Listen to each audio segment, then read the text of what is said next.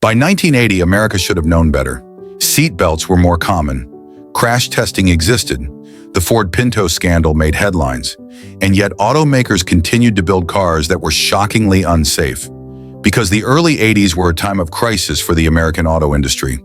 Under pressure from rising gas prices, emissions regulations, and competition from Japan, Detroit was churning out cars that were underpowered, poorly built, and dangerously cheap. Here are the 10 most dangerous American cars of 1980. Cars that sold on style or price but risk lives with every mile. Dear viewer, don't forget to subscribe to the channel. Thanks for your support. Number 10. By 1980, the Plymouth Voler was limping toward the end of its production run, a car that had once been marketed as a practical alternative to larger sedans during the 1970s fuel crises. However, what was supposed to be a sensible compact quickly earned a reputation for poor quality, mechanical failures, and underwhelming safety. Sharing most of its structure and mechanical components with the Dodge Aspen, the Voler was plagued with similar, and sometimes worse, flaws. While the styling attempted to appear upscale and modern for budget-conscious buyers, the Voler's outdated engineering, frequent suspension failures, and inability to keep up with evolving federal crash standards made it one of the least safe and most fragile cars of its era. The Voler's front suspension was a recurring nightmare for owners. The transverse torsion bar front suspension, a cost-saving design, often suffered from premature wear, leading to sagging front ends, alignment issues, and poor handling. In some cases, components such as control arms or torsion bar mounts failed, which not only affected ride quality, but made the car unsafe to drive at highway speeds, especially in emergency maneuvers. The unibody structure was lightweight, but not in a good way. It lacked the rigidity and reinforcements necessary for effective crash energy absorption. The crumple zones were minimal, and in moderate collisions, the Voler's structure tended to twist or collapse, particularly around the A-pillars and door frames. The Voler failed to meet the rapidly advancing crash test standards of the early 1980s. While competitors like Volvo and even GM's X cars were introducing better structural integrity and crash data, the Voler struggled to pass side impact and frontal crash tests without severe cabin intrusion. No airbags, no side impact protection, and seat belts without pretensioners made the safety systems little more than window dressing by 1980 standards. The Voler came standard with front disc rear drum brakes, but the system was known to be underpowered, leading to long stopping distances. Brake fade under repeated use was common, and manual steering racks on lower trims made emergency corrections difficult and physically demanding. Consumer reports and other reviews at the time regularly criticized the Voler for both poor reliability and weak safety performance. Recalls were frequent, and the public quickly lost confidence in Chrysler's quality control during this era. By the early 1980s, the Voler and the entire F-body platform was widely seen as outdated, cheap, and unsafe, especially compared to smaller imports that were cleaner, tighter, and far safer. Suspension: prone to failure, poor handling, sagging front end. Crash safety: weak structure, poor crash test performance, no airbags or side beams. Brakes: long stopping distances, brake fade under stress. Steering unresponsive and heavy on manual racks, bad for emergency avoidance. Build quality: frequent recalls, rust-prone body, low durability. The 1980 Plymouth Voler serves as a cautionary tale about the dangers of letting engineering stagnate in a rapidly advancing automotive market. Built on outdated architecture with minimal improvements over its 1976 debut, the Voler by 1980 was obsolete, unsafe, and unreliable, a car whose shortcomings went beyond just mechanical and became a matter of real safety concern. Number 9. The 1980 Buick Skylark was part of General Motors' push into the front-wheel drive compact market, sharing its X-body platform with the Chevrolet Citation, Oldsmobile Omega, and Pontiac Phoenix. GM hyped it as the future of American motoring: smaller, more efficient, and technologically forward-looking. Unfortunately, what buyers got was a rushed, underdeveloped car, riddled with quality and safety problems. Though it wore the respected Buick badge and featured a tidy, space-efficient layout, The 1980 Skylark quickly became known for compromised safety, loose, unresponsive steering, and subpar braking performance, all made worse by serious build quality issues. The 1980 Skylark was criticized for long stopping distances, even in dry conditions. The brakes, standard front discs, and rear drums were simply not strong enough for emergency situations, especially with the heavier V6 models. Brake fade during repeated use, such as descending long grades, was also an issue, compromising driver control when it was needed most. Reviewers at the time noted that the power steering system lacked precision, with excessive play in the wheel and delayed response to inputs. This made lane changes, evasive maneuvers, or cornering at higher speeds feel unpredictable, and it created a sense of disconnect between the driver and the road. One of the most damning flaws of the 1980 Skylark and its X-body siblings was inconsistent build quality, a direct result of GM rushing the platform into production.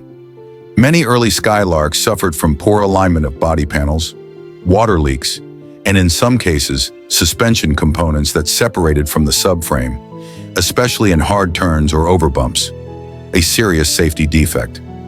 The unitized body structure, while innovative, lacked the reinforcements necessary to protect occupants in side or frontal impacts. Crumple zones were crude at best. Like many early 1980s American compacts, the Skylark lacked modern safety features: no airbags, no anti-lock brakes, and minimal internal protection like padded dashboards or reinforced door beams. In frontal collisions, the firewall and floor pan could crumple, leading to intrusion into the passenger space. The 1980 Buick Skylark, despite its promise as a front-drive American alternative to the rising tide of Japanese imports, ultimately became a symbol of GM's engineering overconfidence and quality control failures. Customers reported early recalls, squeaks and rattles, and a general feeling of flimsiness that stood in the stark contrast to the car's upscale branding. While Buick loyalists may have appreciated the nameplate, many owners quickly grew frustrated with the lack of safety, precision, and reliability, especially compared to competitors like the Honda Accord or VW Rabbit. Brakes long stopping distances, brake fade. Steering vague, unresponsive, poor road feedback.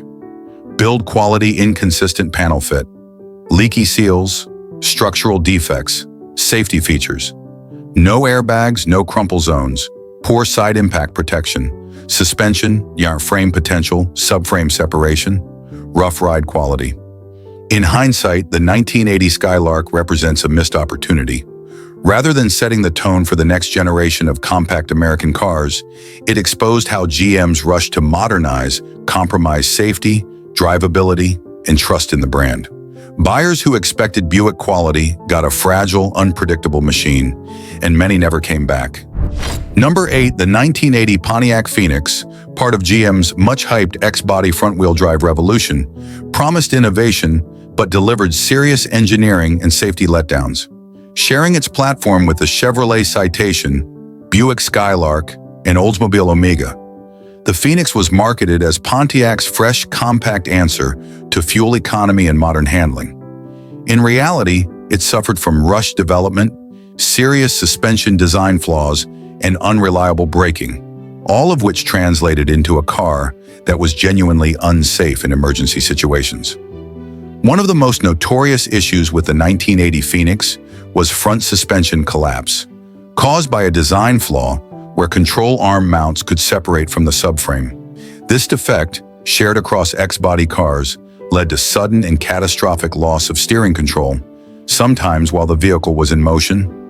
GM issued multiple recalls, but even with repairs, confidence in the vehicle's structural integrity never returned. The Phoenix's front disc, rear drum brake setup proved inconsistent and unstable, especially during hard stops. Under panic braking, the car would frequently pull to one side, increasing the risk of losing control or causing a spin. Brake fade under repeated use further compromised its ability to stop safely during highway or downhill driving. Like its siblings, the Phoenix was plagued by quality control issues from day one. Owners reported misaligned doors, faulty electronics, rattling interiors, and fluid leaks within the first few thousand miles. These problems didn't just annoy, they contributed to a general sense of mechanical unreliability, particularly in components essential to safe driving. Despite being a new platform, the Phoenix lacked airbags, ABS, reinforced door beams, or effective crumple zones. In a crash, the thin sheet metal and poor subframe design offered little protection. Occupant safety was notably worse than that of contemporary imports like the Volvo 240 or even some older domestic body-on-frame cars. The Phoenix, like the rest of the 1980 X-body cars, was built on a platform that was innovative in layout, but disastrously executed. GM gambled on downsizing and front-wheel drive to fight off Japanese and European competitors, but rushed production and corner cutting made the Phoenix a symbol of GM's declining engineering reputation. Suspension, front control arms prone to failure, risk of total steering loss, braking uneven, unstable, pulls under pressure, prone to fade. Build quality, poor panel fit, early wear, and rattles. Crash safety. Lacks structural integrity and modern safety features.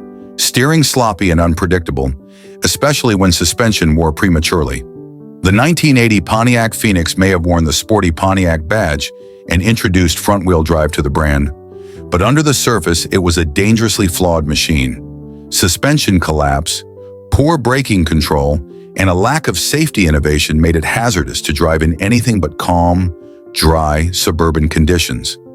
It's no surprise that by the mid-1980s, the Phoenix's name was dropped, and GM quietly moved away from the disastrous early X-body experiment. For many, it marked a moment when Detroit lost consumer trust, and it never fully recovered in the compact segment. Number 7, by 1980, the Chrysler Learon was repositioned as a compact luxury car, but it was already well behind the times. Unlike its newer FWD competitors, the RWD Learon was based on the aging M-body platform, a leftover from the earlier Dodge Aspen Plymouth Voler. While it offered plush styling and Chrysler's trademark Baroque interior, the underlying engineering was rooted in 1960s architecture, making the car feel and perform decades out of date. Unlike unibody competitors that began integrating crumple zones and energy-absorbing structures, the 1980 Learon clung to body-on-frame construction, which offered minimal crash energy management. In a frontal collision, energy wasn't dissipated. It was transferred directly into the cabin, often resulting in severe injury. By 1980, many automakers were moving toward crumple zone integration, not Chrysler. The Learon's rigid front end absorbed little to no crash force, exposing passengers to greater G-forces in even low-speed collisions. The Learon retained a rigid steering column, a design flaw that had been widely criticized since the 1960s. In frontal impacts, the steering shaft could be pushed back into the driver's chest, with impalement injuries not unheard of. The recirculating ball steering system was imprecise, offering poor road feedback and delayed response. In an emergency swerve, the Learon was slow to react, increasing the risk of losing control, especially on wet pavement. Its heavy front end and rear-wheel drive layout gave it poor traction in rain or snow, which was particularly ironic for a car meant to compete in the practical luxury market. Combined with the lack of anti-lock braking or traction control, this made winter driving genuinely hazardous. No airbags, no seatbelt pretensioners, no side impact reinforcement. The cabin was styled for comfort, not protection. Dashboards were still made of hard plastic, and sharp knobs and trim could become dangerous in a crash. Chassis, outdated body on frame, no energy absorption in crashes. Steering column, rigid design could cause impalement in a head-on crash. Braking, handling. Vague steering, no ABS, poor winter traction. Crash safety, no crumple zones, airbags, or modern interior protection. Overall build heavy, understeering, and unsafe by contemporary standards. The 1980 Chrysler Learon RWD was a car trapped between eras, dressed in luxury but engineered in the past. While it looked upscale and drove comfortably in a straight line, it lacked the structural integrity and safety engineering expected of a 1980s vehicle. In an emergency situation, whether a sudden stop, a swerve, or a crash, The Learon was dangerously ill-equipped to protect its occupants. Number 6. The 1980 Cadillac Seville, part of the first generation, 1976 to 1980, was GM's attempt to give Cadillac a European-style compact luxury sedan. Though it had striking sheer look styling, a formal roofline, and a reputation for elegance, underneath the sheet metal it was far from cutting edge, especially in terms of safety and driving dynamics. Despite its upscale marketing, the Seville was built on the same X-body architecture as the Chevrolet Nova, though stretched and heavily modified. While that helped keep costs down, it also brought some serious drawbacks. At nearly 4,300 pounds, the Seville was heavy for a mid-size sedan, largely due to added luxury features and sound deadening. The engine, either an underwhelming Oldsmobile 5.7-liter V8 or the infamous diesel variant, struggled to move this weight quickly. This weight also made the braking distance longer, and in emergency situations, the car could not stop or swerve effectively. The Seville retained a solid rear axle with coil springs, which was outdated for a car in this price range. Under cornering, the car wallowed and leaned, reducing tire contact and making high-speed maneuvers unpredictable.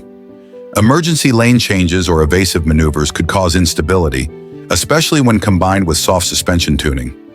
The steering system was slow and vague, giving poor feedback to the driver. In high-speed situations, you had to turn the wheel significantly before anything happened, making evasive handling sluggish and unsafe. Like nearly all cars of its time, the Seville had no airbags or anti-lock braking system, both of which were becoming key safety features in European rivals. The cabin featured wood-grain trim and chrome accents, but safety was an afterthought. In a collision, hard plastic dashboards and sharp-edged switches posed real injury hazards. With a big engine up front and a relatively short wheelbase, the Seville suffered from understeer and noseplow behavior, especially in wet or snowy conditions.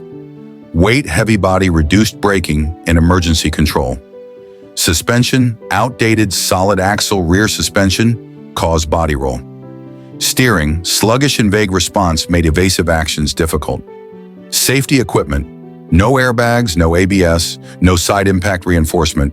Interior safety, hard plastics and chrome trim created crash hazards. The 1980 Cadillac Seville First Gen was all about image, aiming to mimic European prestige without adopting the engineering rigor behind it.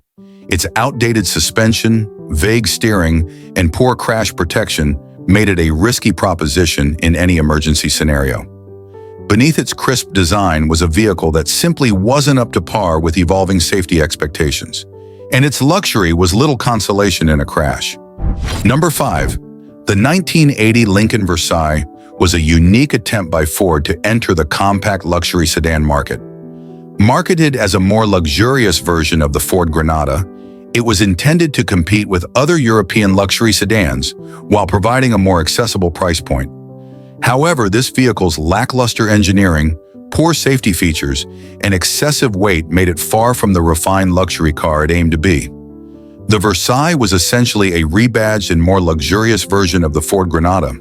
While the Granada itself was a decent mid-size sedan, the Versailles didn't bring the significant upgrades that were expected for a luxury vehicle. Platform sharing led to outdated suspension systems and engineering flaws being inherited. The solid rear axle and front-wheel drive layout were suitable for basic vehicles, but not for a car claiming to be a luxury model. Weighing over 3,800 pounds, the Versailles was heavier than many of its competitors, especially considering its size. The added luxury features and chrome trim contributed to its weight, but the engineering failed to provide adequate braking and suspension systems for a vehicle of that mass. The brakes were often prone to fade under hard use, with drum brakes in the rear and basic disc brakes in the front. Handling was compromised by the outdated suspension system and lack of modern features like anti-lock brakes, ABS, making emergency maneuvers difficult and dangerous.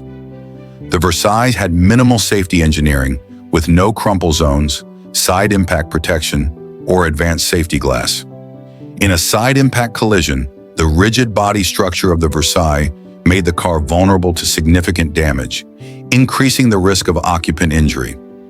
There was also no airbag protection, and safety belts were a basic, non-retractable design, offering limited protection in the event of a crash. Like many vehicles of the time, the Versailles weight distribution made it prone to understeer in emergency handling situations, making it difficult for drivers to regain control in high-speed maneuvers. The high curb weight meant that stopping distances were longer, especially at higher speeds, further compounding the car's safety shortcomings. While it had a full steel frame, it lacked any modern structural design elements meant to absorb and dissipate crash forces. This meant that in a serious collision, the occupants would bear the brunt of the impact with little to no protection beyond basic seatbelt restraints. Platform based on the Ford Granada, no real upgrade in safety or engineering. Weight overweight with inadequate suspension and braking systems. Brakes prone to fade, drum brakes in rear, no ABS. Handling understeering, difficult to control in emergencies. Safety features: no airbags, no crumple zones, basic seat belts, poor side impact protection. The 1980 Lincoln Versailles was a disappointment when it came to safety and engineering. While it tried to offer luxury and refinement, it was ultimately a Ford Granada in disguise, with all the same flaws that plagued Ford's mid-size sedans of the time, but without the necessary engineering updates for a car of its supposed class. The lack of crash protection, outdated suspension, and poor braking system meant the Versailles wasn't just a luxury fail, it was a dangerous car to drive in any situation requiring quick reflexes or crash avoidance. Number 4. The 1980 Pontiac Sunbird was one of the small, affordable sedans and hatchbacks that emerged in the early 1980s. As part of General Motors' effort to compete in the compact car market, it offered a mix of affordability and economy. But when it came to safety, the Sunbird left much to be desired. In an era where compact cars were becoming increasingly popular, the Sunbird's underbuilt structure and lack of crash protection made it an unsafe option for buyers who needed reliable, affordable transportation. The Sunbird was designed to be lightweight and economical, but this came at the expense of structural integrity. It lacked the reinforced frame that would have offered some protection in a collision. The minimal construction made the car more vulnerable to deformation during a crash. Unlike modern vehicles that were incorporating crumple zones and impact-absorbing materials, the Sunbird's frame was more akin to older vehicles that had very little consideration for occupant safety. Crash safety structures in the Sunbird were minimal at best. The roof strength and door reinforcements were not up to modern standards, and the car had no side impact protection. The lack of crumple zones meant that the car absorbed far less of the impact in a crash, putting the occupants at a higher risk of injury. In 1980, airbags were still not standard on most vehicles, especially compact models like the Sunbird. This meant that in the event of a frontal crash, the driver and passenger would be left with minimal protection. Seatbelts were the only means of restraint, which, while important, couldn't compare to the level of protection that airbags offered in later years. The brakes on the 1980 Sunbird were basic and often prone to fading under stress. The lightweight design combined with the poor suspension system resulted in unpredictable handling, especially in emergency braking or evasive maneuvers. Steering was vague, and like many compact cars of the time, stability at higher speeds was compromised. During the late 1970s and early 1980s, compact cars were rising in popularity as consumers sought fuel-efficient vehicles amid rising gas prices. However, this surge in demand for small, affordable cars often resulted in compromised safety. The Sunbird's lightweight frame made it a flimsy option compared to larger sedans, especially when it came to crashworthiness. While other manufacturers began introducing more sophisticated safety features and more robust structural designs, the Sunbird's lack of investment in safety engineering put it at a distinct disadvantage in the evolving automotive landscape. In crash tests and real-world accidents, the Sunbird was found to have poor crashworthiness, especially in side and rear-end collisions. The lack of airbags, combined with the minimal safety structure in place, meant that the car was far from ideal in an era when safety concerns were beginning to take center stage in car design. Build quality underbuilt, minimal crash protection, no crumple zones, brakes and handling. Basic brakes prone to fade, Vague steering, unstable at higher speeds. Safety features: no airbags, no side impact protection, outdated structural design, crash protection, flimsy frame, poor collision resistance, high injury risk in crashes. The 1980 Pontiac Sunbird was a product of its time, a small, economical car designed to meet the demands of a fuel-conscious market. However, it was seriously lacking in safety engineering, offering little protection for its occupants in the event of a crash. With its underbuilt frame, lack of airbags, and minimal crash protection, the Sunbird was not a vehicle built to withstand the rigors of even moderate collisions. In an era where safety standards were improving, the Sunbird's design flaws stood out as a stark reminder of the compromises often made in the pursuit of affordability. Number 3, the 1980 Dodge Diplomat was part of Chrysler's larger mid-size sedan lineup, marketed as a comfortable, rugged option in the era's automotive market. While the Diplomat offered size and durability, it suffered from significant safety flaws that would become apparent in the years to come. In a market that was increasingly demanding better safety standards, the Diplomat's heavy build and reliance on outdated passive restraints meant it was less of a safety vehicle and more of a throwback to an era when size was seen as a substitute for modern safety features. The Diplomat was designed to be a larger, heavier sedan, a characteristic that was often seen as an advantage in terms of safety. After all, larger cars were perceived to offer better protection due to their mass in collisions. However, while the Diplomat's size may have provided some initial protection in low-speed impacts, it was no match for the demands of modern crash safety. The car's heavy weight made it sluggish and harder to handle, especially in emergency situations or during high-speed maneuvers. The 1970s and early 1980s saw a gradual shift toward active safety systems such as airbags, but the Diplomat, much like other cars of its time, was still equipped with passive restraints like lap belts and shoulder straps, without the advanced safety features that would eventually become standard. Unlike modern cars, the Diplomat did not include airbags, side impact protection, or any substantial crash protection systems such as crumple zones. The reliance on lap and shoulder belts meant that, although these were important, the car still lacked much-needed protection in the event of a crash. In terms of crash safety, the Diplomat did not meet the standards that would come later in the decade. The lack of crumple zones and the absence of side impact protection made the vehicle prone to structural failure in a crash, especially in side or rear-end collisions.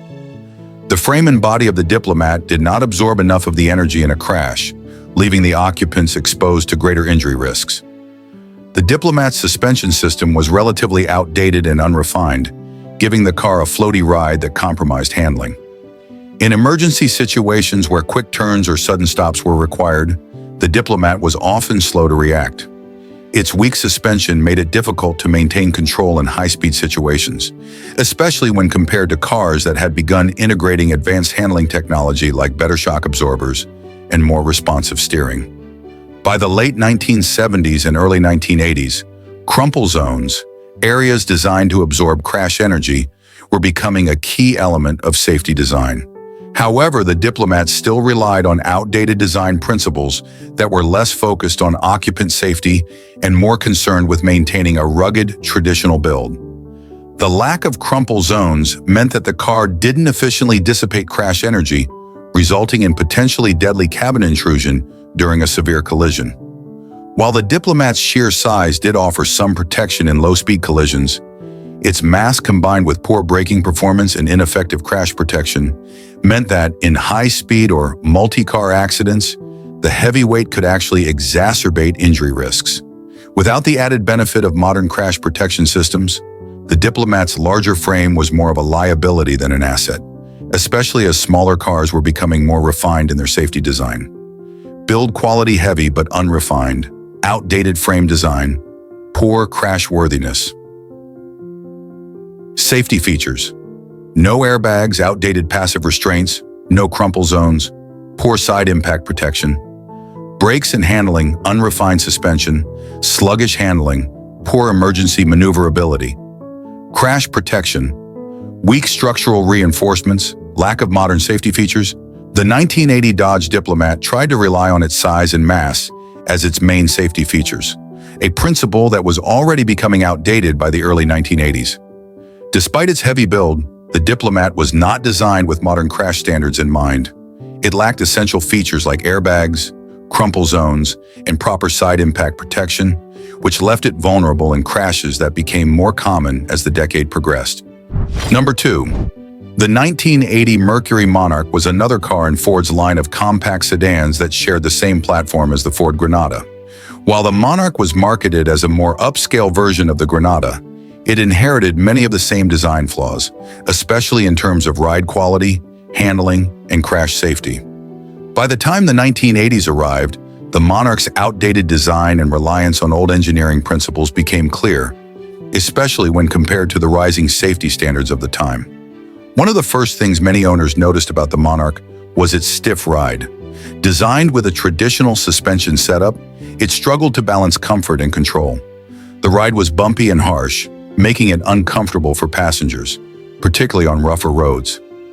Compared to more modern suspension systems of the era, the Monarch's suspension system was unrefined. It was stiff and lacked the smoothness and responsiveness that drivers had come to expect from newer models. The steering of the Monarch was another flaw. It was vague, lacking the precision that drivers of compact cars had become accustomed to. This made the car feel unresponsive and difficult to maneuver in emergency situations. The Monarch's handling was especially problematic at higher speeds or in quick lane changes. Without modern steering racks or improved suspension geometry, the Monarch felt unpredictable, making it a challenge to drive in more demanding situations. Like the Ford Granada, the Monarch was built on a platform that had not been updated to meet the evolving safety standards of the 1980s. The structure was not designed with modern crash protection in mind, and its frame offered minimal crumple zones or energy-absorbing features that are now standard in contemporary vehicles. The Monarch's structural rigidity was a disadvantage, as the car's frame would not flex and absorb impact forces as effectively in a crash. This lack of crumple zones meant that in the event of a collision, more of the crash energy was transferred directly to the cabin, increasing the risk of injury for occupants. Another serious flaw was the braking system. The Monarch's brakes were prone to fade, especially in situations requiring hard braking, such as emergency stops or downhill descents. The braking distance was longer than more modern cars, and without anti-lock braking systems, ABS, drivers had little to prevent skidding or loss of control during high-stress situations. The Monarch's braking system did not meet the rising expectations for stopping power and pedal feel that were becoming standard by the 1980s. Airbags were still in their infancy, but the Monarch had no such feature. It also lacked side impact protection and had no crumple zones that could mitigate the effects of a side collision. Unlike later models that would begin incorporating safer structural designs like energy-absorbing bumpers, the Monarch's basic safety equipment consisted of seatbelts, nothing more. It relied heavily on its size and weight for crash protection, which was already proving to be insufficient in an era that was shifting toward more crash-friendly design principles. Ride quality: stiff suspension, harsh ride, unrefined handling. Steering and handling: vague steering, unresponsive, poor handling under hard braking or quick maneuvers. Crash safety: poor crash protection, outdated structure, minimal crumple zones. Brakes and performance brake fade, long stopping distances, poor braking performance. Safety features: no airbags, weak side impact protection, outdated safety technology. The 1980 Mercury Monarch was an example of a car that tried to blend traditional, rugged engineering with modern expectations, but ultimately failed to keep up with the advancements of the era. While its upscale touches were marketed as appealing to more discerning buyers, the Monarch was still built on a platform with outdated safety features and underdeveloped systems for crash protection, handling, and braking. Its stiff ride, vague steering, and lack of modern crash safety features made the Monarch a poor choice for anyone seeking a compact sedan that offered both comfort and safety in the increasingly sophisticated automotive landscape of the 1980s. The Monarch's reliance on older engineering methods, especially in terms of crash safety and handling, meant it wasn't equipped to meet the increasing demands for vehicle safety and performance. As a result, while the Monarch was a workhorse in terms of basic transportation, It failed to offer the kind of safety innovations that would soon become standard across the industry. The 1980 Chevrolet Monza was marketed as a compact, sporty coupe that promised to combine style with affordability. With its sleek, aggressive design and a price tag aimed at budget-conscious buyers, the Monza certainly had appeal. However, beneath its sporty exterior, the Monza hid serious safety deficiencies, making it one of the more dangerous options for those looking for a small car in the 1980s. The Monza's compact size was a major design flaw in an era where side impact safety was becoming a critical concern for manufacturers. With its narrow profile and minimal side impact protection, the Monza was especially vulnerable in side collisions, offering little protection for its occupants. The door beams were inadequate for protecting against serious side impact accidents, and the lack of airbags or reinforced side panels meant that drivers and passengers were at risk of injury during even moderate side crashes. While the Monza was marketed as a sporty two-door coupe, its small size made for a cramped interior that was not only uncomfortable, but potentially dangerous in an accident. With limited space and tight cabin dimensions, there was insufficient room for passengers to move in the event of a crash, making it more likely that they would be injured. The small size of the car also contributed to poor visibility and made it more susceptible to being overwhelmed by larger vehicles, especially in situations where quick maneuvers were required. One of the Monza's biggest safety issues was its tendency to rust in critical structural areas.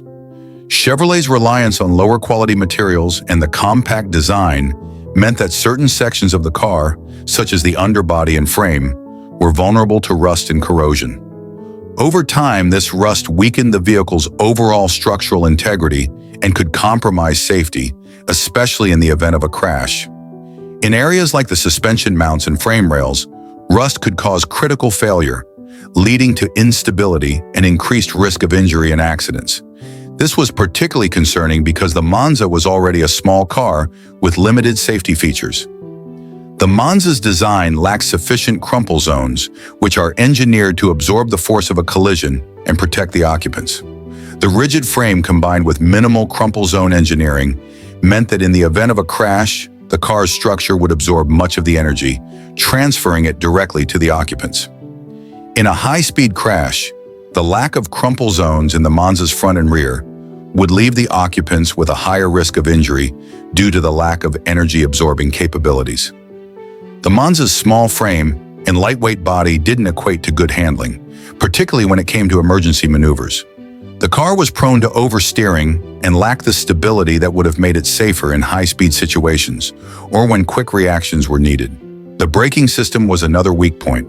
The Monza's brakes were known to fade under hard braking, a dangerous flaw for any driver, but especially in a small car like the Monza, where shorter stopping distances were critical. The lack of anti-lock brakes, ABS, and ineffective braking made this car a dangerous choice for anyone who valued safety in high-stress driving scenarios. While modern safety features like airbags, anti-lock braking systems, ABS, and side impact protection had started to be introduced in cars by the early 1980s, the Monza was still missing these important technologies. The Monza's interior had a basic seatbelt system, but lacked any additional crash protection like side airbags, padded dashboards, or headrests designed to minimize whiplash in rear-end collisions. Crash safety, minimal side impact protection, no crumple zones, poor structural integrity due to rust, handling unstable in emergency situations, prone to oversteering, poor braking performance. Safety features: no airbags, no ABS, no modern safety systems such as side impact protection. Rust and durability. Structural rust issues in critical areas weaken safety over time. Interior cramped, low visibility, poor space management in crash situations. The 1980 Chevrolet Monza may have looked like a sporty, fun coupe, but in terms of safety, it was far from ready for the 1980s. Its small size, lack of modern safety features, and susceptibility to rust made it one of the more dangerous compact cars of its time.